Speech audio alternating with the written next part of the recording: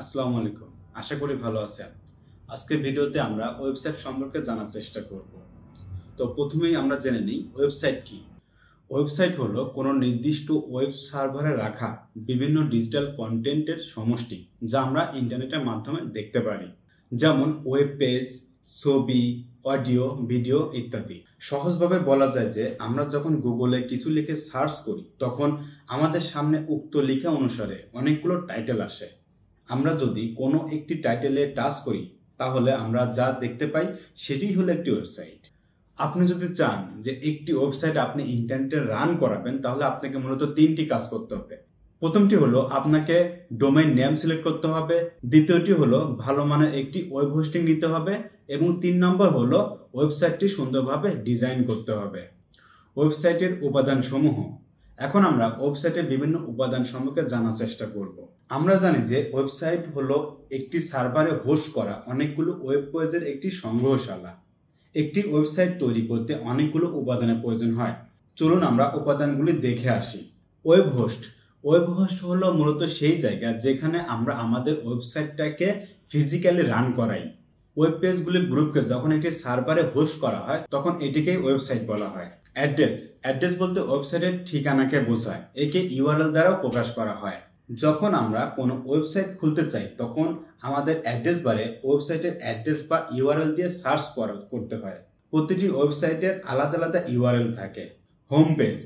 একটি ওয়েবসাইটের জন্য হোম পেজ হলো খুব কমন এবং গুরুত্বপূর্ণ একটি অংশ।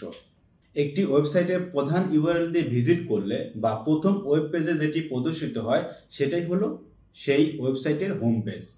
একটি ওয়েবসাইটের জন্য হোম পেজ খুবই গুরুত্বপূর্ণ, কেননা এটি ওয়েবসাইটের সৌন্দর্য দান করে। ডিজাইন। আপনার ওয়েবসাইটে ভিজিটর ধরে রাখতে ওয়েবসাইটের ডিজাইন গুরুত্বপূর্ণ ভূমিকা পালন করে থাকে। ডিজাইন একটি ওয়েবসাইটের সামগ্রিক সৌন্দর্য প্রদান করে থাকে। কন্টেন্ট। ওয়েবসাইটে থাকা প্রতিটি পেজ ওয়েবসাইটের বিষয়বস্তুকে উপস্থাপন করে।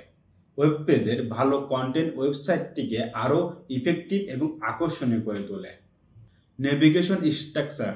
একটি ওয়েবসাইটের নেভিগেশন স্ট্রাকচার হলো ওয়েবসাইটের পেজগুলি ক্রম এবং কোন পেজের সাথে কোন পেজের লিঙ্ক রয়েছে তার সংগ্রহ। এটি সাধারণত একটি নেভিগেশন মেনু দ্বারা একসাথে রাখা হয়। ওয়েবসাইটের প্রকারভেদ। ওয়েবসাইটকে প্রধানত দুটি ভাগে ভাগ করা যায়। এক, স্ট্যাটিক ওয়েবসাইট এবং ডাইনামিক ওয়েবসাইট। Static website. ইন্টারনেটে এমন অনেক ওয়েবসাইট রয়েছে যেগুলো স্ট্যাটিক ওয়েবসাইট। প্রথম দিকে যে ওয়েবসাইটগুলো তৈরি হতো সেগুলো স্ট্যাটিক ওয়েবসাইটেই ছিল। স্ট্যাটিক ওয়েবসাইট মূলত সেই ধরনের ওয়েবসাইট যেগুলো সাধারণত HTML দিয়ে তৈরি করে সার্ভারে রাখা হয়। পরবর্তীতে ব্যবহারকারী সেই সাইটটিতে ভিজিট করে। এটি আসলে ওয়েবসাইট তৈরির প্রাচীনতম পদ্ধতি। স্ট্যাটিক ওয়েবসাইটের সুবিধা: খুব দ্রুত ডেভেলপ করা যায় এবং খুব কম খরচে ডেভেলপ করা যায়। স্ট্যাটিক ওয়েবসাইটের অসুবিধা: ওয়েবসাইটে যে কোনো আপডেট করার জন্য এর ডেভেলপের প্রয়োজন পড়ে। এটা সাধারণত ব্যবহার করার জন্য তেমন উপযোগী না। Dynamic website. যখন আমাদের এমন একটি ওয়েবসাইটের প্রয়োজন হয় যেখানে সাধারণ ব্যবহারকারী নিজেই আপডেট বা প্রয়োজনীয় কাজ করবে, তখনই চলে আসে ডাইনামিক ওয়েবসাইটের নাম। ডাইনামিক ওয়েবসাইট হলো সেই HTML পেজ যেটা একজন ব্যবহারকারী ফ্লাই রিকোয়েস্টের মাধ্যমে রেসপন্স পেয়ে থাকে। ডাইনামিক ওয়েবসাইটের জন্য আমাদের সার্ভার সাইড ল্যাঙ্গুয়েজ যেমন নোড.js, PHP, পাইথন অথবা ফ্রেমওয়ার্ক যেমন এক্সপ্রেস অথবা লারাভেল অফ PHP এবং পাইথনের জন্য ডিজাইনগো প্রয়োজন। স্ট্যাটিক ওয়েবসাইটের তুলনায় এগুলো সাধারণত ব্যয়বহুল হয়ে থাকে। ডাইনামিক ওয়েবসাইটে অনেক ফ্লেক্সিবিলিটি এবং ফিচার রয়েছে। ডাইনামিক ওয়েবসাইটের সুবিধা: এই ওয়েবসাইটগুলোতে সাধারণত অনেক ফাংশন যুক্ত করা যায়। আপডেট করা তুলনামূলকভাবে অনেক সহজ। এটি ভিজিটরকে ফিরিয়ে আনতে সহায়ক এবং সার্চ ইঞ্জিন সহায়ক। ডেভেলপার ছাড়াও বিভিন্ন নন টেকনিক্যাল ব্যক্তি ওয়েবসাইটে বিভিন্ন কাজ করতে পারে। ডাইনামিক ওয়েবসাইটে অসুবিধা: ডেভেলপ করতে তুলনামূলকভাবে বেশি সময় লাগে, ডেভেলপ খরচ বেশি এবং হোস্টিং খরচও বেশি। ওয়েবসাইটে বিভিন্ন ক্যাটাগরি। চলুন তাহলে দেখে নেওয়া যাক ওয়েবসাইটের বিভিন্ন ক্যাটাগরি সমূহ। Blog website. এটি এমন এক ধরনের ওয়েবসাইট যে ওয়েবসাইটে আমরা বিভিন্ন ধরনের ইনফরমেশন পেয়ে থাকি। অর্থাৎ কোনো একজন ব্যক্তি একটি ব্লগ ওয়েবসাইট খুলে সেখানে সে বিভিন্ন ধরনের তথ্য আপডেট করে থাকে এবং এই তথ্যগুলো আমরা যে কেউ কিন্তু ওই ওয়েবসাইটে ভিজিট করে পড়তে পারি। এক্ষেত্রে সর্বশেষ যে পোস্টটি করে থাকে সেটি সবার উপরে দেখা যায় এবং পোস্টটি যত পুরাতন হতে থাকে তত নিচের দিকে চলে যায়। ই কমার্স ওয়েবসাইট অনেকটা অনলাইন দোকানের মতো, যেখানে লোকেরা অনলাইন পেমেন্টের মাধ্যমে তাদের বাড়ি বা অফিসের বিভিন্ন ধরনের পণ্য ক্রয় করে থাকে।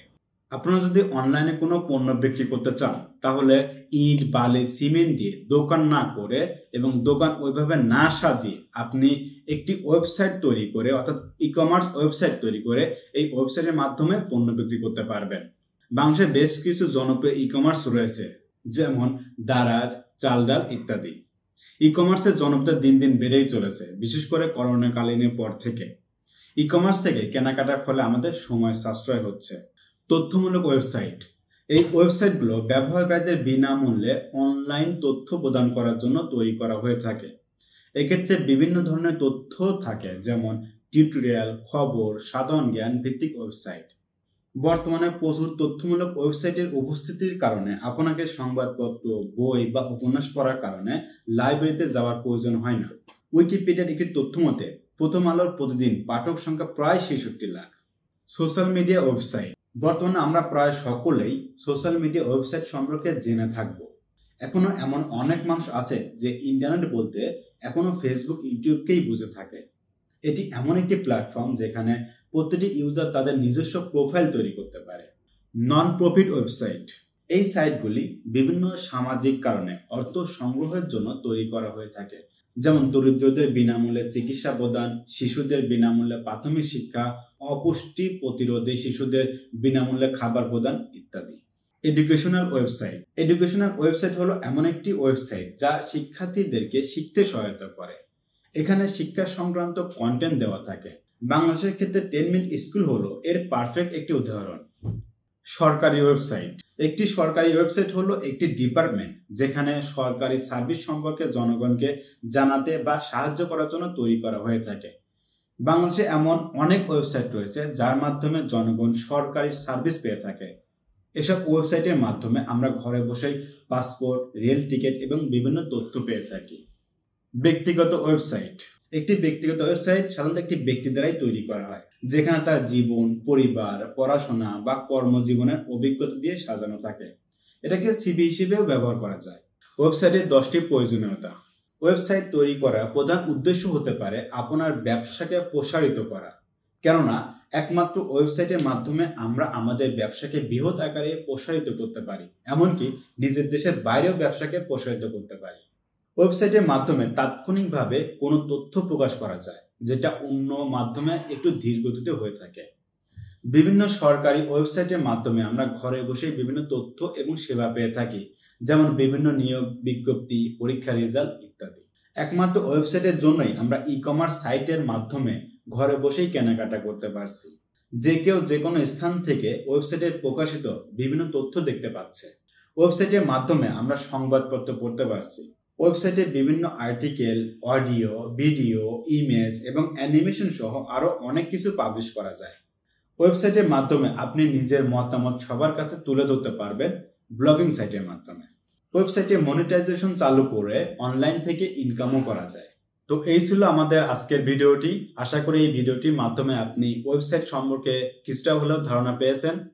আরও কিছু জানতে চাইলে আপনি কমেন্টে লিখতে পারেন। তো ভালো থাকবেন, ধন্যবাদ।